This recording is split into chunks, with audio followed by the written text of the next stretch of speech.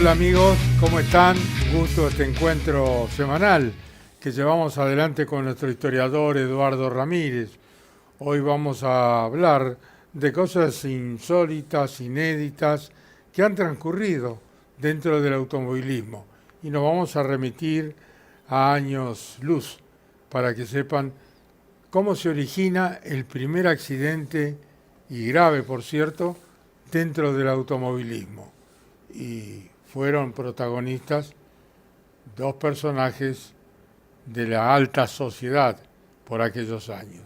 Pero nos lo va a contar con más detalles y con amplitud nuestro historiador, Eduardo Ramírez, a quien le digo, hola Eduardo, ¿cómo estás? Hola, Caíto. Bueno, de vuelta acá. Estamos otra vez juntarnos un ratito a compartir lindas historias. Hoy vamos a contar, como vos bien planteabas, el primer choque en una carrera de auto, que fue trágico además y fue la noticia terrible en su momento, pues fue un accidente muy serio. ¿En qué año fue, Eduardo? 1895. Pero primero vamos a hablar un poco, vamos a ver una foto como siempre. Claro. Primero vamos a charlar algo que yo llamo que el cliente tiene la razón siempre. ¿Qué significa? Que cuando vos sos piloto de carrera, además de cumplir todo lo que tenés que hacer de un piloto, tenés los clientes que son los que ponen la plata y tenés que hacer lo que pide el cliente, tiene la razón. Así que vamos a charlar un poco y contar algunas anécdotas de esto que ha ido creciendo en el automovilismo. O sea, el tiempo de un piloto que tiene hoy para las actividades promocionales cada vez es mayor, y en lo de Fórmula 1 ni hablemos. Le lleva más de la mitad del tiempo estar cumpliendo con redes, con actividades, con presentaciones. Pero bueno, antes que eso, hoy la foto es un dibujo. Es un gráfico que tiene que ver... Hace unas semanas atrás, ¿te acordás que hablamos de la carrera de los 125, cuando se presentó de Fangio y Galvez? Hace unas semanas charlamos de eso. Y les quiero contar con este gráfico que el 125 argentino es único. Pues no se corresponde al 125 italiano. Esto los fanáticos de Fiat lo saben bien. Cuando se lanzó acá el 125, se mezclaron tres autos, que es lo que estamos viendo en la foto en colores. ¿Y por qué se mezclaron tres autos, Eduardo? Por un tema de facilidad de producción, porque ya estaban las matrices, por eso. El piso, si yo tomo el piso del 125 argentino, corresponde al Fiat 1500. Miro un 125, miro un 1500 de abajo, son iguales. Son iguales. La cabina se usó la del 124, muy parecida, pero es la cabina que vemos acá en el 125. Y la trompa y cola son la del 125 italiano. Entonces tenés nuestro pequeño Frankenstein que tenemos nosotros. Pero bueno, quería contar, ya que habíamos hablado hace unas semanas atrás del 125, contar que ese 125 que se lanzó tenía características únicas técnicas por facilidad de producción, por matricería que ya estaba, por una serie de cosas, pero no tiene un gemelo en el mundo. Es único. Es solo Argentina. Claro, solamente que se produjo en Argentina. Claro, que es un clásico nuestro, pero tiene diferencias con el italiano. Y vamos a hablar ahora, el cliente siempre tiene la razón, Caíto. Si vos querés ser piloto, hoy o hace 20 años, tenías que primero manejar bien, por supuesto, ¿no? Tener toda la técnica de piloto. Tenés que saber algo de técnica de ingeniería, porque tenés que trabajar en una puesta a punto de un auto, esas cosas, tenés que tener un conocimiento. Es muy importante que sepas idiomas, hoy es indispensable. Antes de importante, ahora es indispensable. Ya no hay más pilotos y tenés que tener una serie de conocimientos y cosas. Pero hay un pedazo que no es menor, que es lo que vos tenés que hacer para cumplir con tus sponsors. ¿Por qué? Porque el que pone plata quiere presencia, resúmenes, resultados, la imagen, mostrar, promociones. Entonces esto ha ido, estas promociones y cosas de los sponsors, si vos te vas a la época de Fangio era poco y nada, o nada. Lo tomás en la época de Reutemann, ya empezaban a aparecer, y hoy la mayoría del tiempo de los pilotos está destinado a actividades comerciales. Que van y visitan una fábrica, hacen la promoción, que llegan a un gran premio, hacen la presentación, que las conferencias, o sea... Sí, y eso es obligatorio y por contrato. Los pilotos, cuando firman un contrato, tienen obligaciones Tienen obligaciones de cumplir, hacerla y están escritas. y están escritas, ¿no es cierto? Yo te voy a contar, y nos vamos a divertir un poco, Carito, porque ya hay cosas que prescribieron y se pueden contar. Estas cosas que estamos hablando son muchas más de las que te imaginas. Pues por ahí tenés que ir a ver al presidente de la República, por ahí tenés que ir a... Sí, sí, a ver un rey. Tenés que saber cómo vestirte, cómo príncipe, pararte, o cómo lo lo que fuere. saludo, lo toco, no lo toco, Claro. saber el protocolo. O sea, tenés que tener gente alrededor que te esté contando cómo son las cosas. Yo siempre me acuerdo, estaba Marcos Gastaldi conmigo en ese momento, y teníamos a Tuero, que iba a Fórmula 1, y tenía que ir a comer con Mirta Legrand. Ajá. Bueno, con Marcos dijimos, bueno, ¿qué hacemos? Tenemos que enseñarle a agarrar los cubiertos, o sea, a usar todos los cubiertitos que te ponen, que son un montón. Claro. No es lo mismo que comer una milanesa en tu casa, tenés todo cómo agarro la copa, dónde la pongo. Bueno, así que le dimos un curso acelerado de uso de cubiertos, de dónde se pone la servilleta, para que fuera a comer con Mirta Legrand. Y estábamos los dos un poco asustados, ¿viste? Dicen, se mandará una macana, ¿no? ¿Qué va a hacer? ¿Viste? Estábamos medio preocupados. Y yo tuve una idea muy buena. Antes de que fuera a comer, le digo, vení, y lo llevé a comer pizza. Dije, mientras menos hambre tenga, menos cosas va a tocar y menos posibilidades. Entonces lo mandamos comido a comer con Mirta Legrand. Que te aclaro, Esteban tenía su carácter, ¿eh? Hacerle el curso para agarrar los cubiertos era como sacarle una muela a un tigre, no era fácil. ¿Ah, sí? Era bravo. Pero bueno, la verdad que anduvo muy bien y salió bien, pero son todas estas obligaciones que pasan atrás. Sí, sí. Un día me acuerdo Cochito, ¿viste? El hijo de Cocho. Teníamos la Fórmula E y él era parte de los presentadores y iba a probar el auto. Entonces me llaman de Fórmula E y me dicen, mira, vamos a hacer la presentación de la ciudad, del lanzamiento de la carrera de Buenos Aires. Entonces quiero que estos pilotos, que estaba Cochito ahí también, conseguirle un instructor de tango y van a tener que bailar un tango. Bueno, sabés, Cochito en la academia de tango, Otto también, tiene mejor predisposición que tú, ¿no? Pero son esas cosas que ni te imaginás que vienen adentro de ese paquete. Claro, claro. Y tuvo que estudiar con la profesora, con esto, aprendió a bailar el tango para grabar un video que duró 20 segundos, no importa. Pero él quería mostrar la ciudad, Claro, esto, claro. y los pilotos, El tango, que y los es pilotos nuestro, bailando claro. tango. Entonces,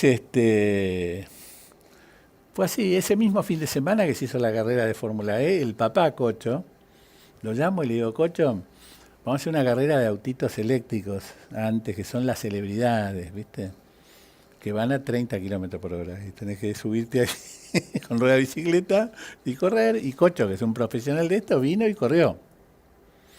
Corría Valeria Massa, corrió Larreta, que Sí, era el jefe de corrió Jorge gobierno. Luis Leñani, mi hijo. Corrió Jorge Luis, Sí. corrió el Flaco Traverso, corrió Karina Mazzocco. Era una carrera de celebridades, pero Cocho Claro. tenía que cumplir un compromiso comercial y se subió.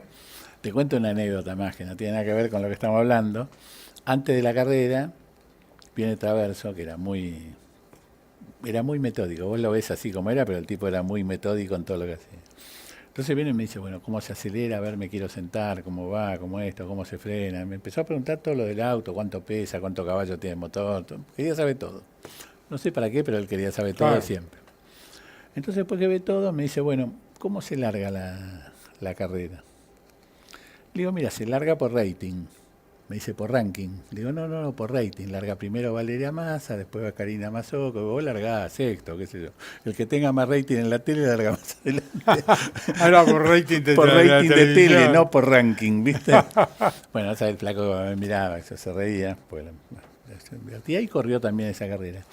Pero bueno, te tenés que... son todos, como yo Sí, siempre a digo... sonar a lo que este, te exigen y te piden. compromisos y comerciales. Una vez a Piquet le pasó Fórmula 3, me parece que era, en la largada, su promotor, le pone la promotora en la grilla, que solo usaba gorra, Caito. Nada más. Gorrita. Bueno, fue un escándalo, te puedes imaginar, estaba totalmente desnuda. Fotografías, cosas, esto, lo otro. Después vino una sanción y todo, pero en el momento el otro dijeron, mira, vos tenés que sentarte en el auto y al lado va a estar la promotora con Con una gorra. gorrita. Con una gorrita y nada más. Entonces, son cosas de hacer y como te dije antes, tenés que ir a una gala. Gastón hacía propaganda de zapatos italianos, ¿viste? Y tenía que ir a posar de modelo con los zapatos. Y una vez tuvimos que enseñar a jugar al golf a él y a Margené porque tenía que ir a jugar con el rey. Que era otra historia, pero hay tantas cosas, ¿no? No sé, con Tuero le tocó, porque bueno, nos pidió un sponsor y todo, correr las 1000 millas con el justicialista de Perón, que era un aparato no muy divertido de andar, ¿viste? Y bueno, tenía que ir a las 1000 millas, correrla, aparecer con el auto, mostrarse, ¿no?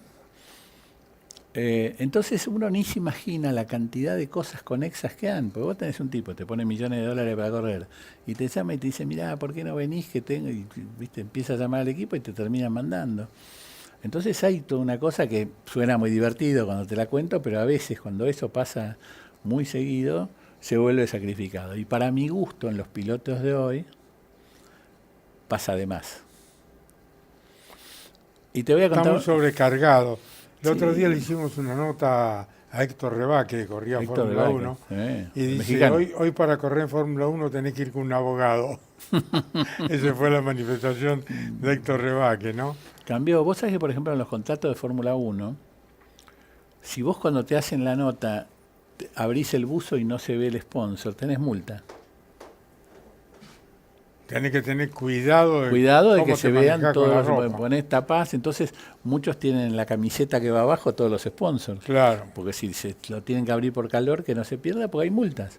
O sea, si a un piloto le sacan una foto en que no aparece el sponsor porque el tipo se lo tapó, porque hay que pagar. Entonces con eso van digamos, hay obligaciones contractuales hasta con esos pequeños detalles. No usan la gorra, perdón, tienen sanciones muy severas si usan un auto de otra marca de... O sea, al tipo le decís, vení que te llevo con mi auto, el tipo mira la marca y te dice, ahí no me puedo subir, ni de acompañante. Porque un piloto que es de una marca no puede ser fotografiado en otra marca de auto. Claro. Entonces son muchos detalles que por ahí la gente no conoce, pero que son muy rígidos. Y te voy a contar para terminar una anécdota que es divertida, que hacemos una promoción y estamos en la organización de la carrera. ¿Te acuerdas cuando vino el GT de Europa, corrió en Potrero de los Funes? Sí. Bueno, nosotros hacemos una promoción, presentación de la carrera en Punta del Este, que era la carrera de TC2000 en Punta del Este, y trajimos 3 o 4 autos de GT de Europa, que trajimos una Ferrari, un Lamborghini, un Porsche y un Viper de GT. Y esos autos lo iban a manejar, en uno iba Pechito López, en otro me acuerdo, y en uno iba Traverso, ¿no? Entonces yo arreglo que Traverso dije que maneje la Ferrari. Claro. Traverso, la Ferrari era como para la promoción. Se lo vendo a un casino allá, le dibujamos una ruleta en la trompa, estaba todo, hasta ahí iba todo bien. Entonces yo estaba en la organización de la carrera y me avisan, mira, Eduardo, te está llamando el flaco que quiere que lo veas. Bueno, ¿qué pasará? Llego, le digo, flaco, viste lo que es la Ferrari, una Ferrari de carrera, la divina, viste qué linda que es, que esto, que lo otro. Tenía el paddle shift, todo electrónico, el volante lleno de botones, vos la veías, era divina. La verdad que es muy linda, todo, qué sé yo. Me dice, escuchame una cosa, ¿no tenés uno con palanca? ¿Cómo con palanca? Sí, con palanca de cambio. Estos botones No lo entiendo, habrá dicho. Digo, mirá, tengo el Porsche, tiene caja secuencial, pero ese, ya está, dale a la Ferrari a cualquiera, me voy al otro. No sabes lo que tengo que hacer para plotear el auto, para esto, explicarle al sponsor que mira, se cambió por la palanca, porque el otro, ya está y se fue, viste, después arreglarlo como pueda, ¿viste? Claro, el tema ya que pasa a ser tuyo. ¿Cómo lo arreglás con todos los demás? Claro. Y bueno, y al final manejó el Porsche con palanca, pues no le gustaban los botones. Él quería tres pedales y una palanca, todo eso lleno de botones, le explicaron todo. Cuando vio dijo, no es lo mío esto. No es lo mío. Y bueno, pero son parte de esas cosas promocionales que estamos promocionando una carrera. Yo te digo que lo veo con cierta preocupación el tiempo que emplean los pilotos, porque cuando todo va bien, pero cuando tenés que trabajar y mucho, y la cantidad de horas que se pierden en estas cosas, y viajes y presentaciones. Luego ves alguno que tiene 20 problemas y tiene que estar en un escenario, en la carrera, contestando y viendo. Yo creo que se avanzó, sobre todo desde la etapa de Liberty, los americanos, se avanzó mucho más en el show Y eso complicó el trabajo de los pilotos. Exacto, hay más show que carreras. Bueno, pero eso para el piloto lo complica. Claro, claro. Porque el tipo, ese show lleva tiempo. Sí, sí. Y dedicación, y tenés uno al lado que viene todo el día con vos, que te lleva, que te esto. Hoy se llegó a un nivel de profesionalismo. Vos, esto lo habrán visto ustedes 1000 veces cuando ven que los tipos arman ese corralito y están hablando con los periodistas después de la carrera, Claro. por ejemplo, de la clasificación. Va a ser que al lado hay una chica, un muchacho con un grabador. A ver qué dijo, qué no dijo y que quede grabada la entrevista. Y qué preguntó el que preguntó y qué contestó el que contestó. Eso, ¿sabes para qué? Es para un registro del equipo, para tener dos cosas. Si el piloto dijo algo incorrecto, vení campeón que tenemos que charlar. Y si vos hiciste una pregunta mala, nunca más te va a dar una entrevista. Y de eso se ocupa la gente de prensa que está al lado, que la vas a ver todo el tiempo, que es una chica que está mirando así, pero mirarle la mano. Siempre tiene un grabadorcito. ¿Por qué? Porque esto es dinero, es un negocio profesional y hay que cuidar de esas cosas, como que si tapás una marca tenés que pagar una multa, como no te podés subir a otro auto, como te llama Eduardo Ramírez para que vayas a correr el autito y tenés que ir porque te llamo. Bueno, ese tipo de cosas es parte de un mundo que tienen que tener los pilotos. Y vos, todas las cosas, sí, tienen pautas, ¿eh? O sea, te dicen, vos estás en un autódromo y te dice, viene fulano de tal, que es una estrella del rock o de coso, entonces te dice, bueno, tenés que venir al box y son 4 minutos. Y estás con el tipo, te sacas la foto, qué sé yo, y a los 4 minutos viene uno y te dice permiso y te saca. Sí, sí, sí, sí. Pero está todo tabulado en esa forma. Claro, o sea, inclusive no hay ninguna tenés espontaneidad. que pedir con antelación la entrevista, te dicen tal día, tal hora, tantos minutos, y bueno, vos tenés que cumplirla como periodista, como periodista si no, también. chau. Y perdón, y si los tipos te tabulan como un periodista contrario, pues los hay. Sí, claro. Hay tipos que trabajan con equipo y van a hacer una pregunta molesta, ¿no?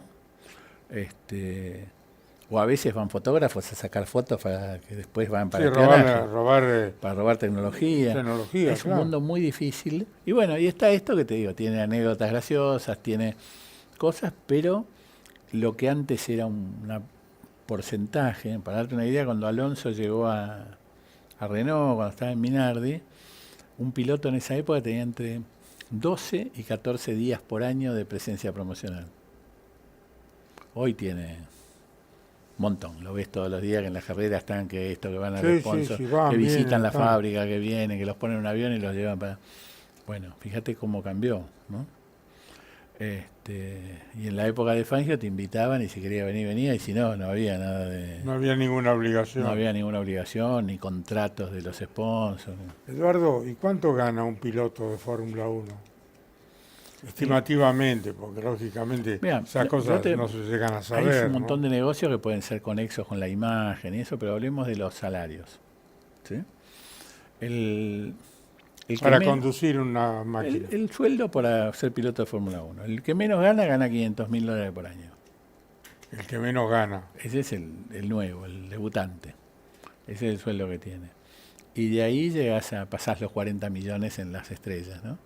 Entre 40 y 50 millones por año. Que después se ve sumado con otros negocios que hacen, con la imagen, con esto, con que, no sé, Leclerc.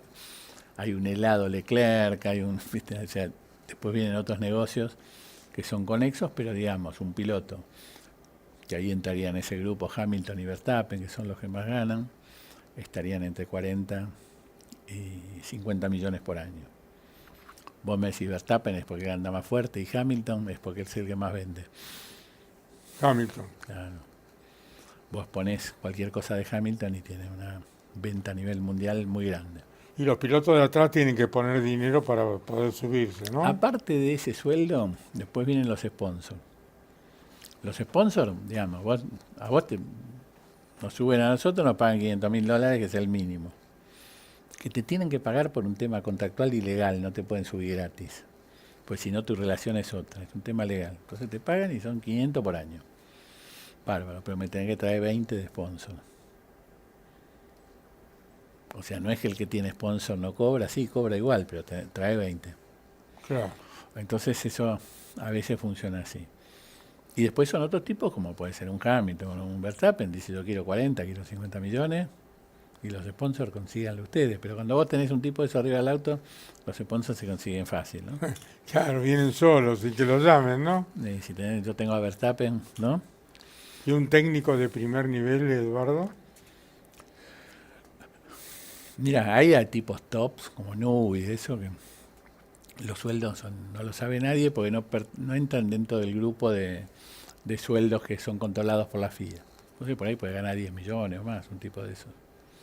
Y después, digamos, un técnico de primer nivel está cerca del millón. Un ingeniero, ¿no? Una cosa así. Pero puede proyectarse hasta números, en algún caso, de esa superestrella que no son conocidos. Pero ganan muy bien, ¿eh? O sea, son tipos muy... ¿Van con los gastos pagos, todo ya? En general, se les paga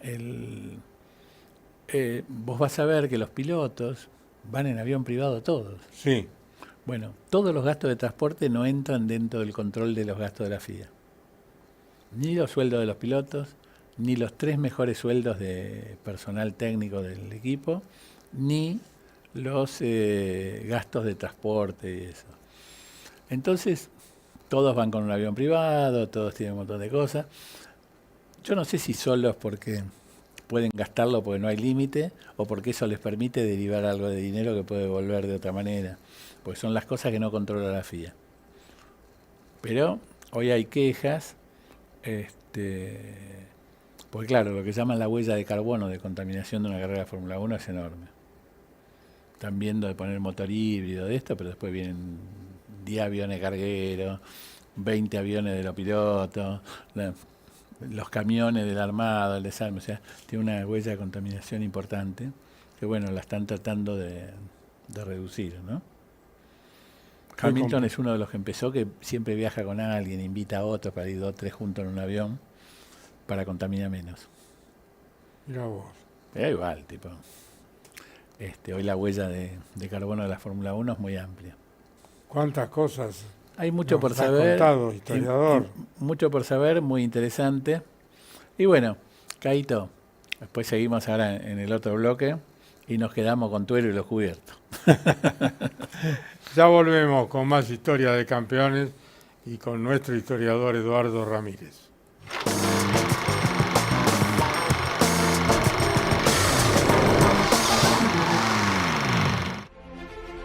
Editorial Campeones presenta Reutemann Eterno, un recorrido completo desde su infancia hasta su consagración en los circuitos del mundo.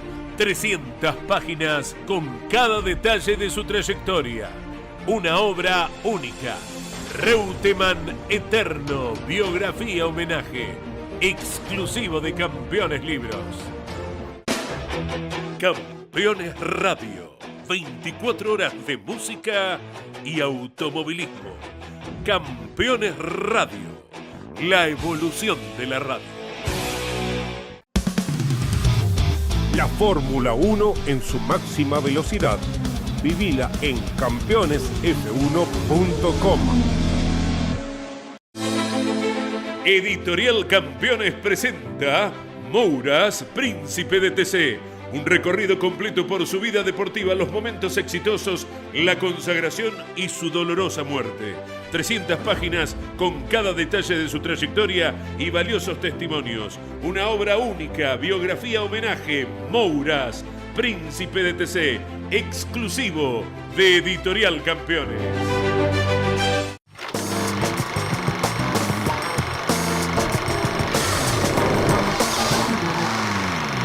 Continuamos en esto que es Historia de Campeones junto a nuestro historiador Eduardo Ramírez. Está en la producción Miguel Cayetano Páez, en la producción nuestro editor Adrián Buimeister y Johnny Levian en la parte técnica. Bueno, nuestro historiador Eduardo Ramírez nos va a contar cuándo se produjo y cómo el primer accidente mortal que tuvo el automovilismo mundial.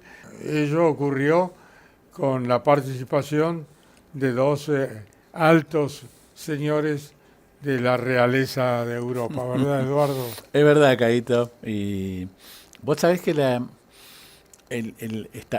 vamos a poner a la gente en la época, que nos vamos a pegar la piña ahora juntos, pero estamos hablando de 1895. No es ni 1900 todavía, ¿eh? 1895. Con los primeros autos y eso, estamos en el curso de Perniguet, que era una de las primeras carreras que era un circuito, pero tenía un montón de kilómetros, no era un circuito como el de hoy, era 30 kilómetros pegando la vuelta, pero ya era un circuito. No era una carrera entre ciudades. En esa época, la otra cosa es que los autos, la moto, todo corrían juntos, no había reglamento, ni de cilindrada, ni de... Entonces, en esta carrera en particular, largaron 10 autos y 8 motos. Bajaban la bandera y salían todo mezclado. Era una cosa media salvaje. Los autos no tenían mucha potencia, tenían entre 6 y 15 caballos, andaban no tan rápido. Y la otra cosa que tenían los autos en esa época que eran caros, Gaito. No era para cualquiera, lo compraba el Marqués, el Duque, el tipo muy caros. rico. Claro, son los primeros autos, los Benz y eso, que solían ser muy caros, ¿eh? Entonces lo tenía la gente de plata, etcétera.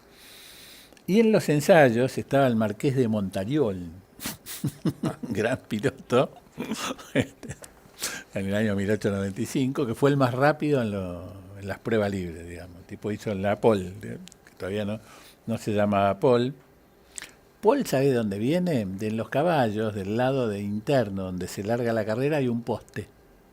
Ajá. Entonces el que larga al lado del poste es la pole. Pole es poste. Ajá. Pole, posición del Ahí poste. viene. Y ahí viene de la pole. La pole viene de los caballos. Bueno, en esa época todavía ni eso, pero el Marqués le ganó a su otro Marqués, que era el rival de él, que era el Marqués de Montagnac, que entre otras cosas uno tenía un Benz, eran autos buenos, 15 caballos, 7, o sea, ¿no? Para que te ubiques en la época eran muy primitivos, ¿no? Eran casi carretitas con ruedas. Y para darte una idea, Caíto, la Pole, nuestro amigo, el Marqués de Montariol, le sacó 60 segundos al segundo en el tiempo de vuelta. 60 segundos. Le hizo 60 segundos más rápido. Un minutito de diferencia en el tiempo de vuelta. Largan, y este Montagnac, que había tenido un problema, por eso estaba 60 segundos atrás, qué sé yo, lo entra a alcanzar.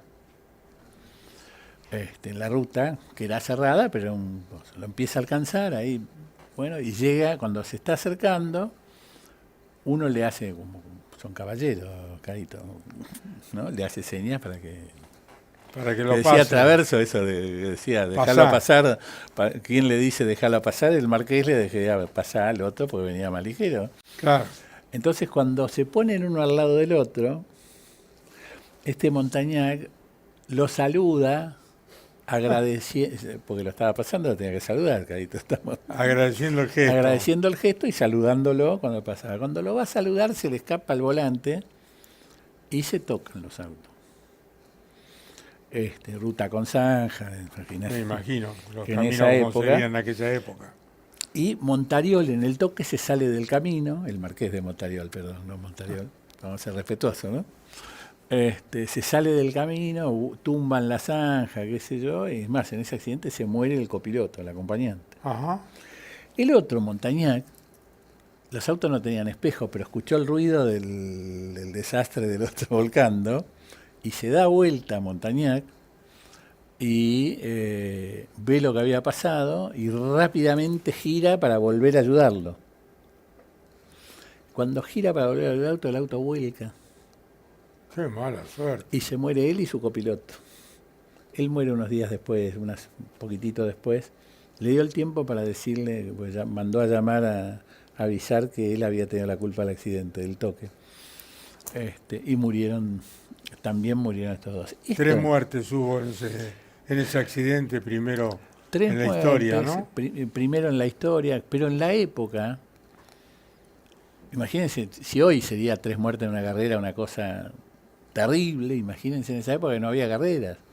Ahí empezaron como la gente a descubrir que esto podía ser peligroso. Pues hasta ahí no se había matado a nadie. Entonces, en pleno 1895, ahí es donde tenemos los primeros 3 muertos por accidente en competición. más allá de la anécdota que es tragicómica, que lo saludó, que el marqués Claro, le dijo sí, que sí, pase, sí, que sí. todo, bueno, ahí es donde empezó a ver la larga lista de personas que fallecieron en este deporte, que son muchos en todos estos años. Pero tuvo mucho impacto en las revistas, en los diarios y a nivel mundial, inclusive fue una noticia porque Pero que eran dibujos, y la Eduardo, porque gente me había imagino que no dibujo de habría croquis del fotografía en accidente, aquella época. dibujo, depende, publicaban de todo, pero lo que pasaba es que el gran impacto, además de lo que pasó, Claro, era que la gente se podía matar con un auto. claro. Eso hasta ahí no estaba muy tenido en cuenta. Uno se tenía en cuenta a ver si te podía pisar un auto. Entonces siempre se cuidaba que si no hacían ruido, que fuera alguien con una bandera en esa época, pues decían el carro sin caballo te puede pisar, pero que te puedas matar vos corriendo dos tipos no había pasado nunca. Por eso tuvo un impacto enorme. Y bueno, Caíto, para redondear, el primer accidente de la historia del automovilismo, la principal razón por la que sucedió es la caballerosidad. Te saludo, te hago señas. Qué bárbaro. Era otra época. En esa época también, más adelante, estamos hablando un montón de años después, en la Primera Guerra Mundial venían los aviadores y antes de tirarse tiros se saludaban y después, pues primero se saluda. Claro. Era otro tipo de caballerosidad y eso. Pero bueno, esa caballerosidad ante los dos marqueses, como vos dijiste bien, que eran gente De alta alcurnia, ¿no? terminó provocando un accidente con 3 muertos, Caíto. Muy bien, historiador. Y nos vemos en 7 días que tenemos muchas cosas para contar. Si Dios quiere. Gracias, Eduardo. Muy bien. Nos vamos. Gracias por acompañarnos. Si Dios quiere, volvemos en 7 días con nuestro historiador Eduardo Ramírez con más historias de campeones. Chao. Campeones.